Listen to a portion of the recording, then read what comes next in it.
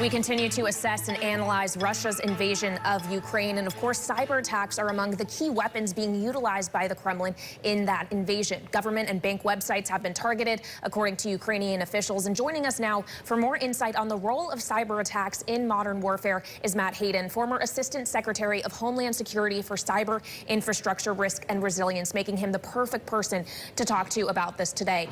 Matt, I want to recall back to something Vladimir Putin said in his overnight address, seemingly addressing the West, saying that anyone who can consider interfering from the outside, if you do so, you will face consequences greater than any you have faced in history. How much of that could come in the form of cyber attacks?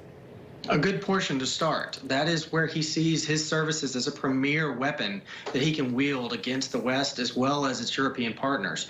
You don't have to move tanks, you don't have to move armories, you can just use your keyboard to get across what you think is an active art of war in an asymmetric manner. So it's also something very difficult to move back against. So for example, if Russia strikes us with a cyber blow, what is the U.S. going to do? And so that's definitely what he conceives as an excellent use of his arsenal. A lot of talk, though, about Russia's use of those types of means of attack.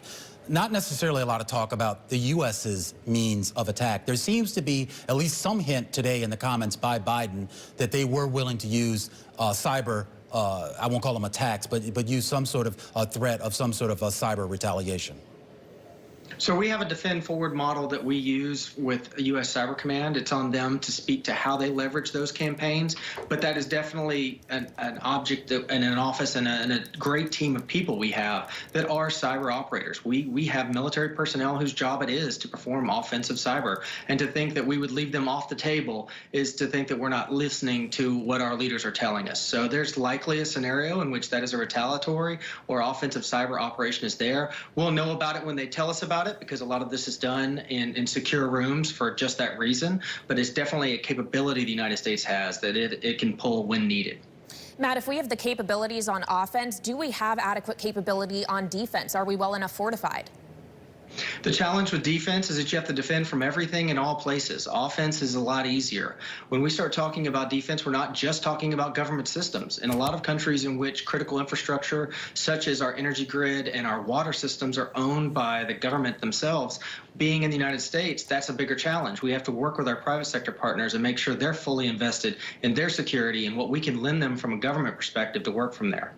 So let's assume for a second that we do sort of go down this path with regards to Russia maybe pulling out some sort of cyber attack. Maybe there's some retaliation here. Do we actually see coordination at all in this world amongst nations in these attacks or the retaliation?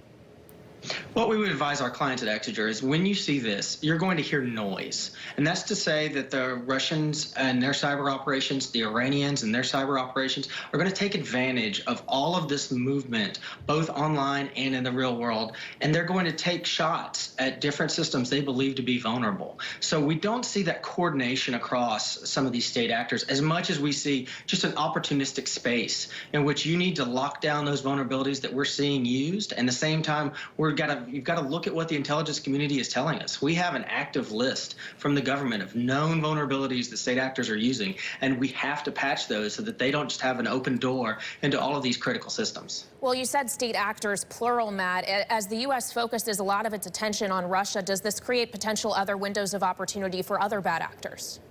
We had an alert just today on the Iranians. So we do see other actors there. We'll see the North Koreans. We'll see everyone coming in and doing their part, sadly. No good opportunity gets passed by these guys, so they're going to step up.